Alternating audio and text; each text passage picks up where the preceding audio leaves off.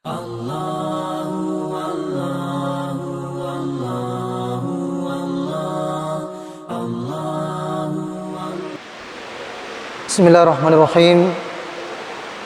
Alhamdulillah rabbil alamin, nahmaduhu wa nasta'inuhu wa nastaghfir wa na'udzu billahi min shururi anfusina wa min sayyiati a'malina. May yahdihillahu fala mudilla lahu wa may yudlil fala hadiya lahu. Ashhadu an la ilaha illallah wahdahu la syarika lahu wa ashhadu anna Muhammadan abduhu wa rasuluh. Allahumma salli wa sallim ala nabiyyina Muhammad wa ala alihi wa sahbihi ajma'in. Amma ba'd. Allahumma 'allimna ma yanfa'una wa zidna 'ilma. Rabbi shrah li sadri wa yassir li amri wa hlul 'uqdatam min lisani yafqahu qawli. Jemaah Maghrib yang semoga senantiasa mendapatkan rahmat Allah Subhanahu wa taala. Alhamdulillah kembali kita dipertemukan Allah Subhanahu wa taala dalam majelis ini guna untuk mempelajari agama Allah Subhanahu wa taala yang semoga dengannya Allah Subhanahu wa taala memudahkan langkah kita menuju surganya. Sebagaimana sabda Nabi sallallahu alaihi wasallam, "Man salaka tariqan yaltamisu fihi ilman, sahalallahu lahu bihi tariqan ilal jannah." Barang siapa yang memudahkan langkahnya untuk menuntut ilmu agama Allah Subhanahu wa taala, maka Allah akan mudahkan jalannya ke surga Allah Subhanahu wa taala. Semoga Allah Subhanahu wa taala senantiasa mengistiqomahkan kita di atas hidayah ini sampai menemuinya. Salawat dan salam kita kirimkan kepada Nabi kita Muhammad sallallahu alaihi wasallam, Nabiur Rahmah, qudwatuna wa khalilullah. Dan senantiasa kita berdoa kepada Allah Subhanahu wa taala dan tidak bosan-bosannya berharap kepada Allah Subhanahu wa taala agar menjadikan beliau sallallahu alaihi wasallam sebagai syafaat kita pada hari kiamat dan mengumpulkan kita bersama beliau sallallahu alaihi wasallam di surganya nanti. Jamaah sekalian yang dimuliakan Allah Subhanahu wa taala, pada kesempatan ini kita akan melanjutkan pembahasan kita mengenai al-iman bil qadar. Itu rukun iman yang ke-6, beriman kepada takdir Allah Subhanahu wa taala.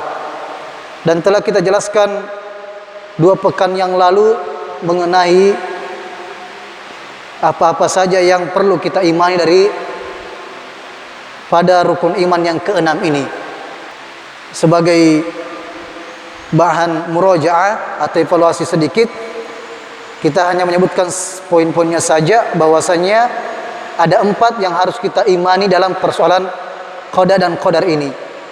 Yang pertama, kita harus yakin bahwasanya Allah Subhanahu wa taala Maha mengetahui, ilmunya sangat luas, mengetahui segala sesuatu, baik sebelum terjadi, di saat terjadi dan akan terjadi, atau setelah terjadi. Allah Subhanahu wa taala sudah mengetahui hal tersebut. Dan ilmu Allah Subhanahu wa taala yang luas ini tentunya tidak sama dengan makhluk. Dan ini keyakinan kita sebagai Ahlus Sunnah wal Jamaah.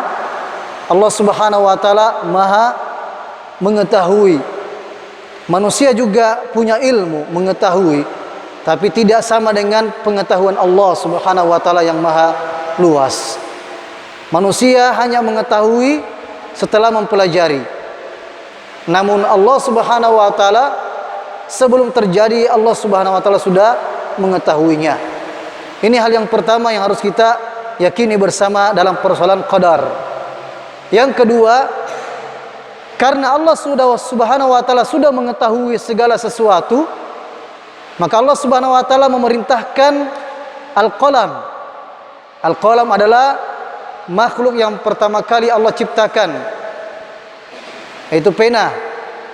Walaupun ada di antara perbedaan para ulama kita, ada yang mengatakan yang pertama kali adalah arsy atau alma. Namun yang paling masyhur adalah yang pertama kali adalah pena. Setelah itu Allah Subhanahu wa taala menyuruh pena tersebut, al-qalam tersebut, mencatatkan segala sesuatu yang akan terjadi sampai hari kiamat. Ini keyakinan kita yang kedua, bahwasanya Allah Subhanahu wa taala telah mencatatkan segala sesuatu yang akan terjadi sampai hari kiamat. Ya, semua nasib kita di dalamnya, semua apa yang akan terjadi, termasuk Al-Qur'an, kalamullah, itu Allah Subhanahu wa taala sudah catatkan dalam Lauhul Mahfuz 30 juz. Nanti diangsur oleh Allah Subhanahu wa taala, kemudian diturunkan ke langit dunia, fi Baitul Ma'mur ila samai dunia, kemudian diansur kepada Nabi kita Muhammad sallallahu alaihi wasallam sesuai dengan kejadian dan kebutuhan. Maka lamanya wahyu turun itu kepada Nabi kita Muhammad SAW selama umur dakwah beliau sallallahu alaihi wasallam, dari umur 40 tahun sampai meninggalnya beliau SAW pada umur 63 tahun. Sehingga wahyu turun kepada Nabi kita Muhammad SAW selama 23 tahun. Itu lama turunnya Al-Quran. Begitu pula Al-Quran diangsur turunnya, dan juga takdir ini, takdir yang dicatatkan di Lauhul Mahfuz itu juga diansur kepada malaikat-malaikat pencatat. Ya, makanya di dalam hadis yang disebutkan, ketika bayi sudah berumur 121 hari dalam kandungan ibu, ya ditiupkan ruh kepadanya, kemudian dicatatkan 4 perkara. 4 perkara ini sebenarnya sudah tercatat di Lauhul Mahfuz, dan malaikat sekalipun tidak mengetahui Lauhul Mahfuz apa isinya.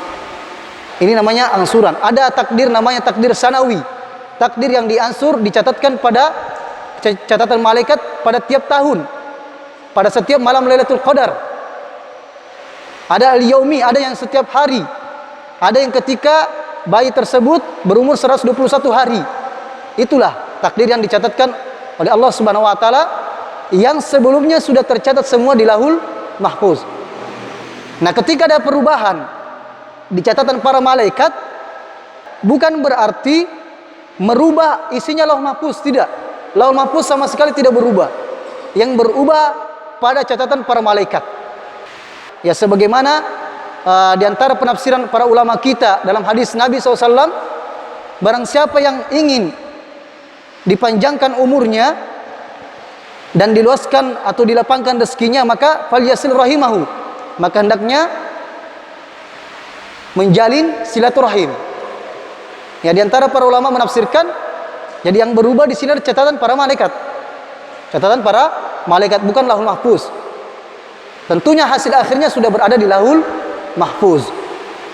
Nah, ini yang kedua yang harus kita yakini bersama.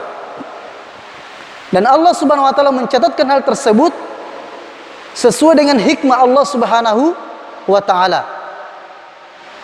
Misalnya Allah telah mencatatkan bahwasanya Abu Lahab meninggal dalam kekafiran.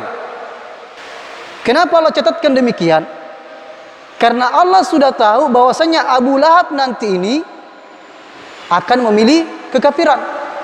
Makanya sudah dicatatkan, ditetapkan oleh Allah Subhanahu wa taala, karena dia sendiri yang memilih kekafiran. Jadi Allah Subhanahu wa taala tidak menzalimi hambanya.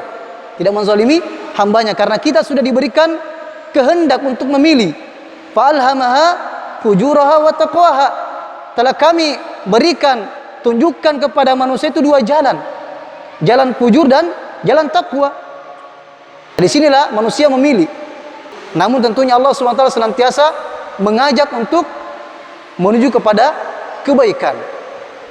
Ya, sekali lagi Allah mencatatkan hal tersebut karena sesuai dengan ilmu dan maha bijaksananya Allah Subhanahu wa taala. Allah tidak mencatatkan karena kezaliman, dan Allah Subhanahu wa taala tidak zalim, tapi adil. Yang zalim adalah makhluk itu sendiri.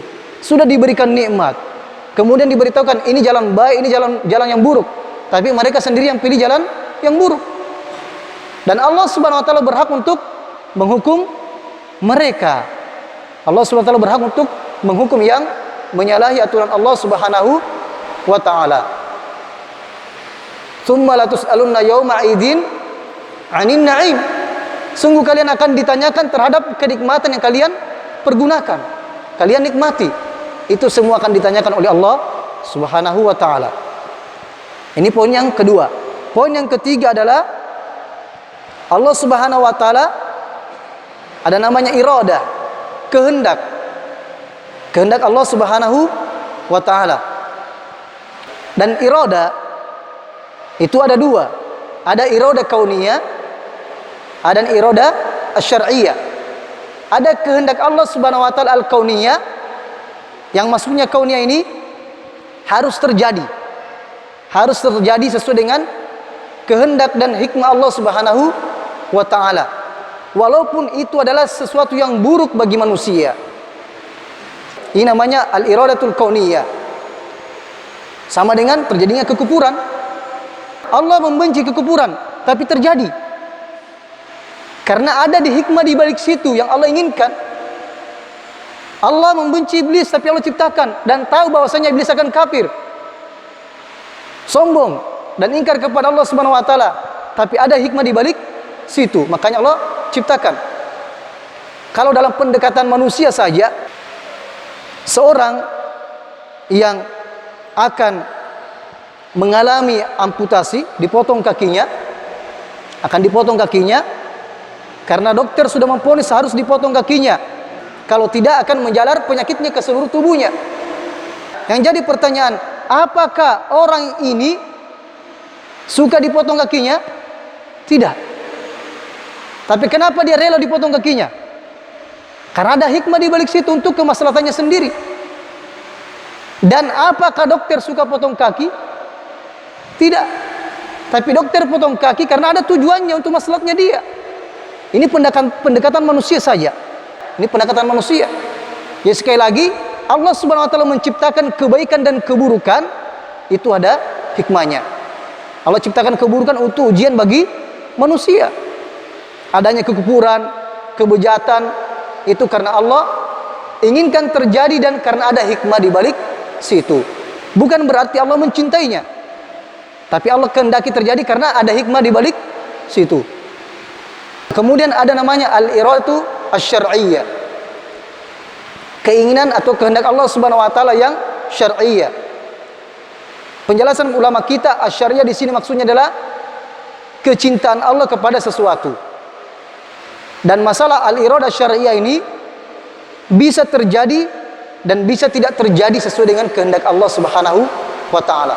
Misalnya, Allah Subhanahu wa taala mencintai semua orang ingin menjadi mukmin. Tapi ini tidak terjadi. Ya kan? Ini tidak terjadi. Makanya dalam ayat disebutkan, ya seandainya Allah Subhanahu wa taala menginginkan akan menjadikan semua manusia itu dalam keadaan beriman, tidak berselisih. Tapi ada hikmah di balik situ sehingga Allah Subhanahu wa taala tidak menjadikannya sebagai semua beriman.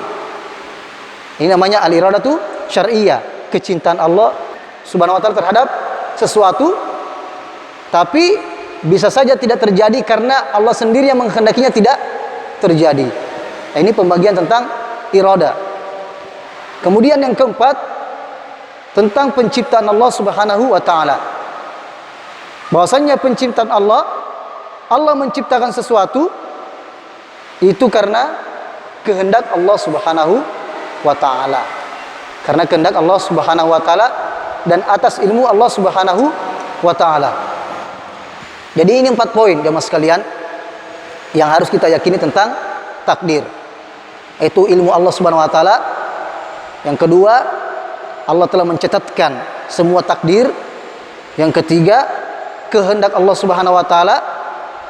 Yang keempat, Allah menciptakan. Allah menciptakan sesuai dengan kehendaknya. Dan berkenaan dengan kehendak, ini sudah pernah kita juga jelaskan. bahwasanya manusia itu punya kehendak, makhluk itu punya kehendak, tapi dia tidak bisa berfungsi dengan baik kehendaknya kecuali dengan izin Allah Subhanahu wa taala. Kita punya kehendak untuk berbuat, untuk melakukan kebaikan, atau melakukan suatu rencana. Misalnya besok kita mau pergi ke suatu tempat, tapi Allah tidak menghendaki. Tiba-tiba kita sakit misalnya, atau ada sesuatu uzur sehingga kita tidak jadi pergi. Makanya kita dianjurkan mengucapkan insya Allah ketika merencanakan sesuatu. Begitu pula juga kita punya kehendak untuk makan, makanan sudah di depan kita, ya, tapi ketika tiba-tiba tangan kita stroke, naudzubillah min dzalik, tidak bisa makan, ya kan? Jadi ini Allah Subhanahu wa taala menciptakan kehendak, menciptakan fasilitas untuk kita, tapi fasilitas itu tidak bisa berfungsi kecuali dengan izin Allah Subhanahu wa taala. Makanya kita mengucapkan la haula wala quwata illa billah ketika mendengarkan panggilan hayya 'alas shalah, hayya 'alal falah. Tidak ada yang menghalangi kita untuk meninggalkan kemaksiatan, yaitu dengan meninggalkan solat, dan tidak ada kekuatan untuk mengerjakan solat kecuali dengan izin Allah Subhanahu wa taala. Nah, makanya kalau kita sudah renungi semua ini, maka akan hilang rasa ujub pada diri kita. Akan hilang rasa ujub pada diri kita, bahwasanya kita lebih baik daripada manusia. Padahal kita ini berbuat karena Allah yang memudahkan. Allah yang memudahkan perbuatan kita. Termasuk dalam masalah Allah menutupi aib kita. Ya, seandainya Allah SWT tidak menutupi aib kita, kita semua sudah binasa, ya mas sekalian. Kita akan menjadi hina di hadapan manusia dan tidak mau saling mendekati karena masing-masing kita punya aib. Nah, ini yang perlu kita perhatikan. Kemudian kita sebutkan tentang penjelasan Syekh rahimahullah tentang samarat, buah atau hasil daripada beriman kepada takdir. Setelah kita mempelajari semua 4 poin tadi itu dan mengetahuinya, maka akan mendatangkan hasil, pengaruh dalam kehidupan kita. Orang yang betul-betul beriman kepada takdir Allah Subhanahu wa taala akan tampak pada kehidupannya ini beberapa hal. Yang pertama, al-i'timadu 'ala Allah taala. Mereka akan senantiasa menyandarkan dirinya kepada Allah Subhanahu wa taala. Mereka akan senantiasa menyandarkan dirinya kepada Allah Subhanahu wa taala di saat melakukan sesuatu. Di saat sebelum atau melakukan sesuatu. Ya, sebagaimana kita sebutkan tadi, ya kita bisa punya kehendak, kita punya kehendak kerja dan sebagainya, tapi tidak bisa jadi itu rencana kecuali dengan izin Allah memudahkan rencana tersebut. Sama dengan ketika kita mau naik kendaraan. Ini sudah sering kita sebutkan contohnya. Kita membaca doa, Subhanalladzi sakhkhara lana hadza wa ma kunna lahu muqrinin wa inna ila rabbina lamunqalibun. Maha suci Allah Subhanahu wa taala yang telah menundukkan kendaraan ini untuk kita. Ya, walaupun fasilitasnya lengkap, baru bahkan, tapi tiba-tiba Allah menginginkan tidak berfungsi, tidak akan jalan itu. Ya, padahal semua lengkap. Makanya kita harus iktimad kepada Allah Subhanahu wa taala, menyandarkan diri kita sepenuhnya kepada Allah Subhanahu wa taala dengan tetap melakukan sebab-sebab tersebut. Ya, sama kalau kita berbisnis, berdagang, kita sudah melakukan sebab-sebabnya, maka kita tawakal kepada Allah. Allah yang mengutus orang pembeli dan sebagainya, karena Allah sudah membagi rezeki-rezeki tersebut kepada manusia. Yang penting kita sudah melakukan sebabnya, maka iktimad kita kepada Allah Subhanahu wa taala. Karena persoalan rezeki telah ditentukan oleh Allah Subhanahu wa taala. Begitu pula juga ketika kita keluar rumah, kita membaca doa bismillah tawakkaltu 'ala Allah wala haula wala quwata illa billah. Dengan menyebut nama Allah Subhanahu wa taala, saya bertawakal kepada Allah Subhanahu wa taala dan tidak ada daya dan upaya kecuali dengan izin Allah Subhanahu wa taala. Maka kalau kita sudah ucapkan doa ini, insyaallah Allah akan menjaga kita sampai kita pulang kembali ke rumah. Dan Allah akan menjaga apa-apa yang kita tinggalkan di rumah, baik keluarga kita ataupun harta kita. Makanya kita tidak boleh meremehkan hal-hal yang seperti ini.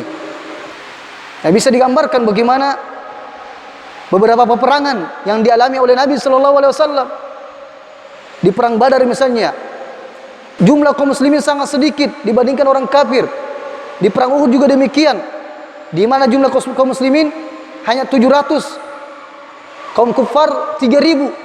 Kalau secara akal ini, ya pasti akan dikalahkan kaum muslimin. Tapi tetap mengeluarkan sebab, menjalankan sebab, Allah yang menolong. Ya, makanya harus kita lakukan. Ada perencanaan-perencanaan misalnya pembangunan dan sebagainya, pembangunan masjid atau pesantren dan sebagainya, kita jalankan saja, insyaallah Allah akan memudahkan. Fa inna ma'al usri yusra, inna ma'al usri yusra, wa idza faragta fansab wa ila rabbika farghab. Sesungguhnya setelah kesulitan ada kemudahan. Allah ulangi 2 kali. Sesungguhnya setelah kesulitan ada kemudahan. Dan setelah kalian melakukan sesuatu pekerjaan, pindahlah kepada pekerjaan yang lain. Jadi orang muslim itu tidak ada liburnya sebenarnya. Fa idza faragta fansab. Tidak ada waktu istirahatnya sebenarnya dalam masalah ketaatan dan berkiprah di hadapan manusia untuk memberikan manfaat. Jadi waktu-waktu liburnya diisi dengan ketaatan kepada Allah, memperbanyak hafalan dan sebagainya. Tidak ada waktu liburnya bagi kaum muslimin. Ar-rahatu fil jannah. Waktu istirahat itu di surga. Ya kata Al-Imam Ahmad rahimahullah, ketika kita ya melangkahkan kaki kita ke pintu surga, itu sudah waktu tempat istirahat kita. Itulah yang harus diyakini oleh seorang muslim.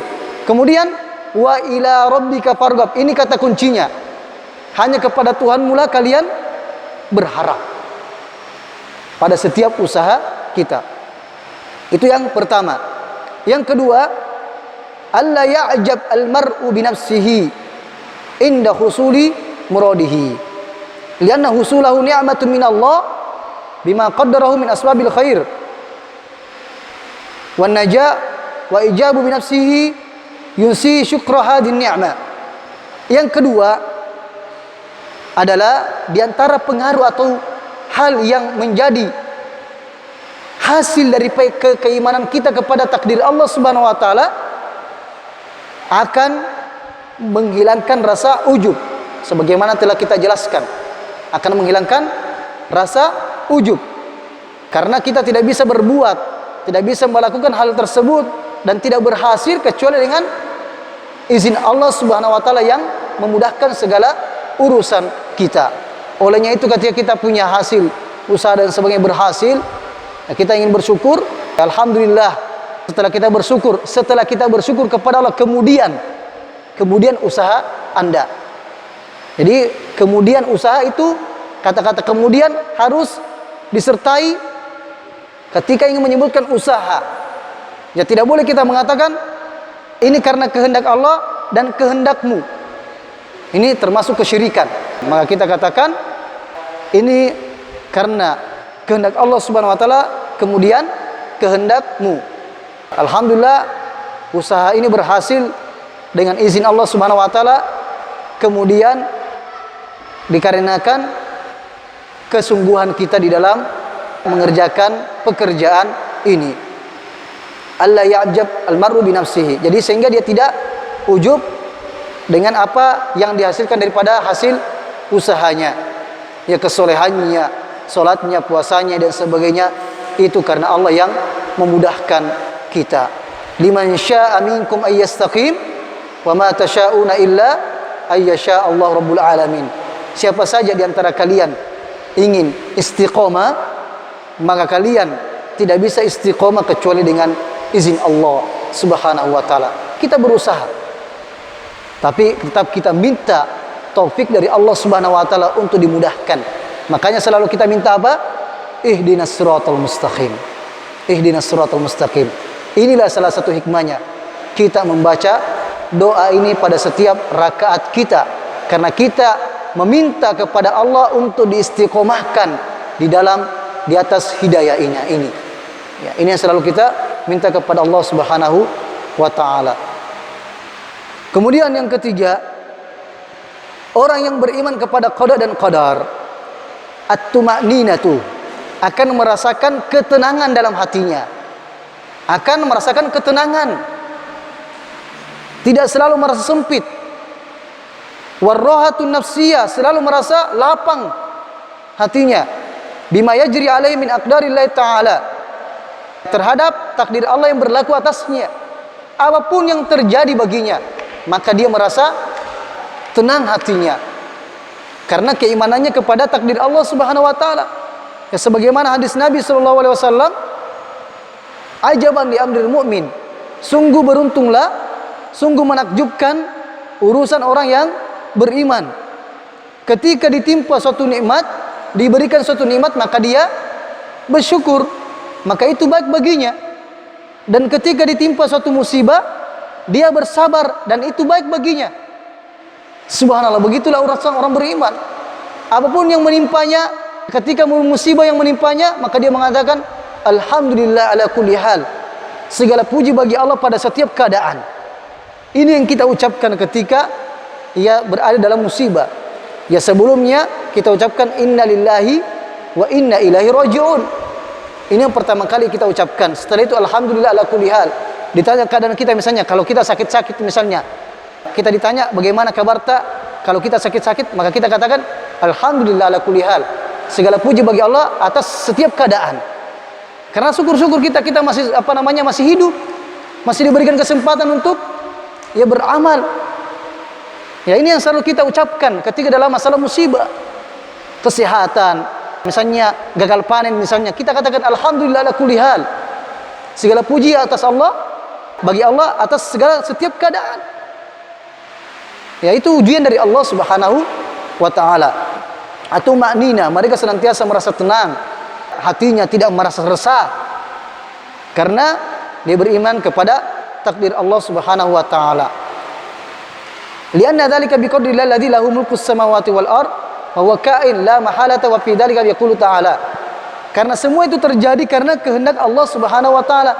Kalau kita sudah yakin Allah Maha kasih sayang, Allah Maha bijaksana, dan kita telah mengetahui Allah Subhanahu wa taala dengan sebenar-benarnya pengetahuan bahwasanya Allah tidak mungkin menzalimi hambanya, maka kita sebagai hamba Allah Subhanahu wa taala senantiasa berprasangka baik kepada Allah Subhanahu wa taala. Senantiasa berprasangka baik kepada Allah Subhanahu wa taala.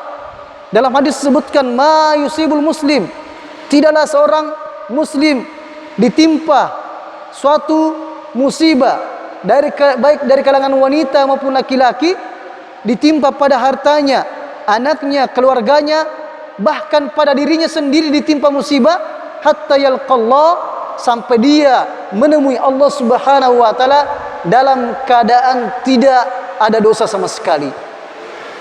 Ini diantara tujuan daripada musibah Allah turunkan bagi orang-orang beriman adalah sebagai takfirus sayyi'at, sebagai pelebur dosa. Ini bagi orang-orang yang beriman.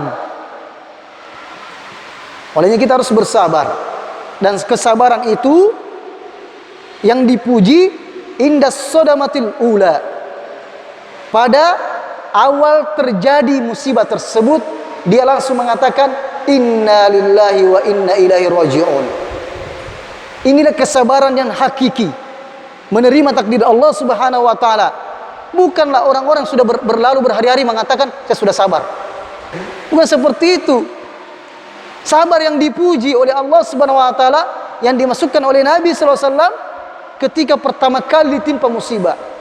Oleh itu dalam satu hadis, Nabi SAW melihat seorang wanita ketika setelah dikuburkan keluarganya wanita tersebut, wanita itu menangis sejadi-jadinya.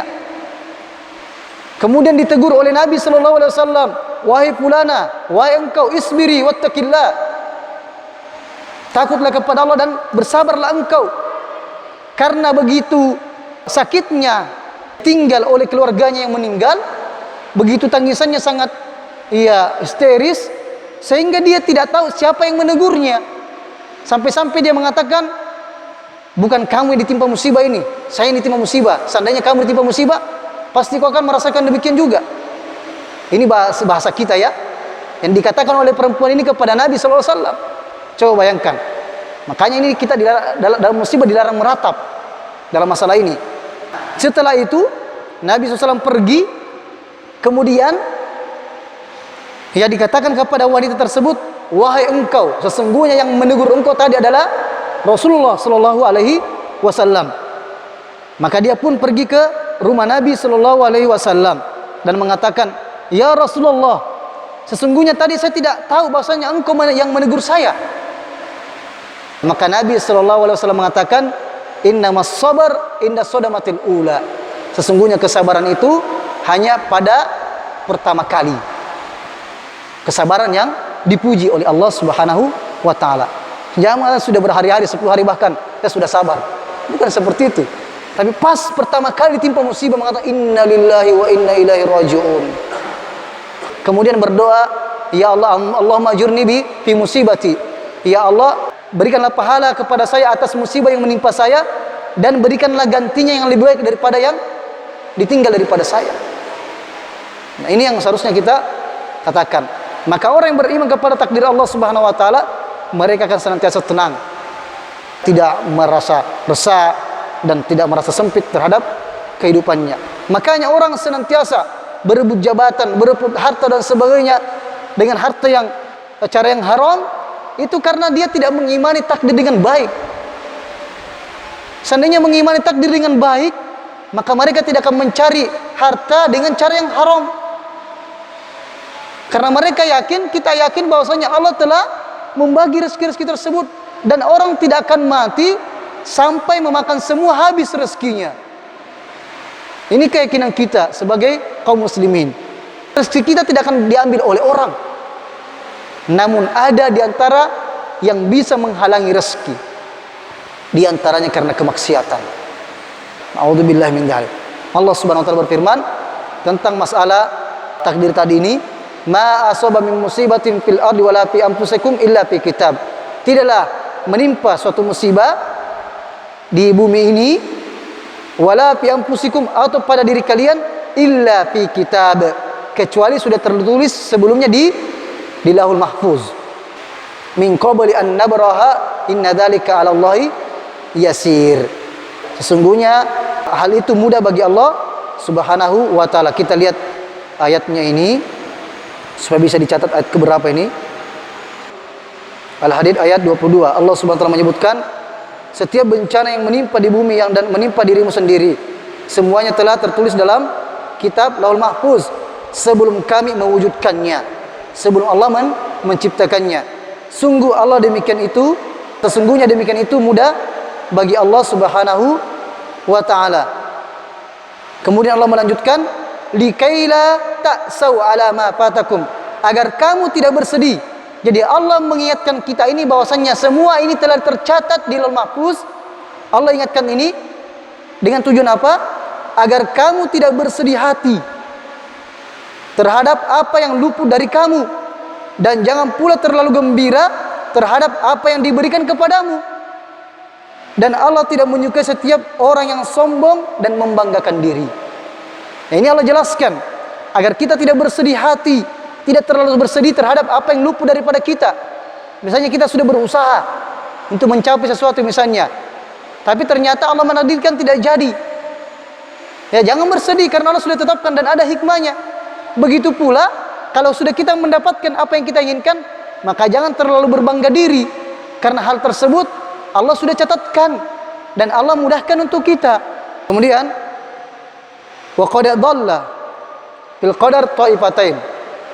Dalam masalah beriman kepada takdir ini, ahlu sunnah wal jamaah berada dalam sikap pertengahan antara dua kelompok.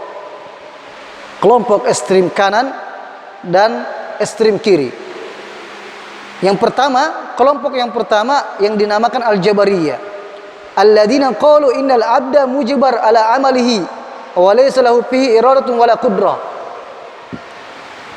Kelompok yang tersesat dari beriman kepada takdir ini, mereka adalah Jabariyah. Kenapa dikatakan Jabariyah? Jabariyah adalah artinya dipaksa. Yang mereka meyakini manusia tidak memiliki kehendak. dan tidak punya kekuatan, sehingga manusia ini seperti apa? Seperti robot saja. Seakan-akan Allah yang melakukan semuanya. Ini pemikiran betul jelas-jelas yang tersesat. Sehingga dari sinilah banyak orang yang berhujjah dengan takdir dalam kemaksiatannya, sebagaimana telah kita sebutkan dahulu. Saya kan melakukan kemaksiatan karena Allah kehendaki. Ini diantara disebabkan mereka tersesat dari pemikiran ini. Disebabkan karena apa? Berhujjah dengan takdir dalam masalah maksiat. Saya kan melakukan kemaksiatan karena Allah menghendaki. Ini seakan-akan dia mengingkari kehendak bagi dirinya sendiri. Bisa dipahami ya sini ya, bahwasanya dia tidak punya kehendak. Jadi seakan-akan dia mengatakan saya tidak punya kehendak untuk bermaksiat, Allah yang menghendaki. Ini orang-orang yang melakukan maksiat demikian. Dan kita sudah bantah penjelasan ini, mengatakan kalau begitu engkau juga tinggal di rumah saja, tidak usah bekerja. Allah kan sudah takdirkan, sudah tuliskan di Lauhul Mahfuz begini rezekimu, tinggal saja di rumah, tidak usah bekerja. Ini kan masalahnya, mereka berhujjah dengan takdir pada maksiat, tapi tidak berhujjah dengan takdir pada pekerjaan. Ini kan ketimpangan dalam ingin memuaskan hawa nafsunya dalam masalah seperti ini. Ini golongan-golongan Jabariyah, pemikiran Jabariyah, yaitu menganggap manusia itu tidak punya kehendak. Padahal Allah Subhanahu wa taala sebutkan apa? Fa alhamaha fujuraha wa taqwaha. Qad aflaha man zakkaha wa qad khaba man dassaha. Kemudian juga alam naj'al lahu ainain. Bukankah kami telah menjadikan baginya mata untuk melihat mana yang baik, mana yang benar. Ya, wa lisana wa syafatain, untuk mengucapkan. Wa hadainahun najdain, dan kami tunjukkan ini jalan baik, ini jalan buruk. Kalian mau pilih mana? Ya kan? Seperti itu. Kemudian kebalikannya 180 derajat, ada namanya Al-Qadariyah. Al-Qadariyah ini mereka keyakinannya berbolak-balik atau berlawanan 180 derajat daripada Jabariyah. Artinya apa? Mereka mengatakan seorang hamba punya kehendak sendiri tanpa dikontrol oleh kehendaknya Allah. Jadi maksudnya keyakinannya Allah tidak punya kehendak kepada makhluk. Ini keyakinan mereka. Artinya semua yang terjadi ini karena perbuatan manusia, tidak ada kehendak Allah di situ. Ini Qadariyah yang mengingkari takdir. Ahlu sunnah wal jamaah, yang sebagaimana telah kita sebutkan penjelasannya, mereka berada dalam pertengahan, meyakini bahwasanya makhluk punya kehendak, tapi kehendaknya dikontrol oleh Allah Subhanahu wa taala. Artinya kita tidak bisa melakukan dengan baik kecuali dengan izin Allah Subhanahu wa taala. Seperti itu. Misalnya ada orang yang melakukan kejahatan. Dia sudah mau melakukan kejahatan tapi tidak jadi. Tiba-tiba karena mungkin ada orang melihatnya, Allah jadikan orang dia ketangkap misalnya. Itu kan kehendak Allah Subhanahu wa taala. Sehingga tidak terjadi kejahatannya. Ya begitu pula sebaliknya. Kita mau sholat misalnya, pergi ke masjid, tiba-tiba kita sakit. Kan kita sudah punya usaha untuk ke masjid, tiba-tiba kita sakit, jatuh di jalanan, naudzubillah min dzalik. Ini kan sudah berada dalam pertengahan. Kita yakin bahwasanya makhluk punya kehendak, tapi makhluk ini, kita manusia, tidak bisa semaksimal mungkin melakukan kehendak kita kecuali dengan izin Allah Subhanahu wa taala. Sama ketika dalam masalah menanam saja, kita berkebun bertani. Manusia itu cuma menanam saja bibit itu. Siapa yang menumbuhkan? Allah. Inilah yang banyak yang dilalaikan oleh para petani sebagian. Orang yang berkebun, ketika dipanggil panggilan suara azan, mereka masih asik. Begitu juga pekerja-pekerja bangunan dan orang bekerja secara umum. Mereka asik bekerja, dipanggil oleh Allah Subhanahu wa taala dengan panggilan suara azan, yang mereka lupa bahwasanya siapa yang berikan dia kekuatan. Subhanallah. Maka ini harus kita wanti-wanti dalam kehidupan kita. Ya mungkin cukup demikian dulu. Insyaallah kita akan berikan kesimpulan pada pertemuan pekan depan, dan setelah itu insyaallah kita akan pindah kepada kitab yang lain, karena ini merupakan pembahasan terakhir dari kitab Syekh Syarah Usul Iman, kitab yang dikarang atau yang tulis oleh Syekh Shalih Al-Utsaimin rahimahullahu taala, atau penjelasan beliau melalui kaset. Segala yang benar datangnya dari Allah Subhanahu wa taala, dan segala kesalahan dari pribadi kami sendiri dan waswas syaitan, dan mohon diampunkan kepada Allah Subhanahu wa taala. Subhanakallahumma bihamdik asyhadu an la ilaha illa anta astaghfiruka wa atubu ilaik. Wa sallallahu ala nabi Muhammad walhamdulillahi rabbil alamin.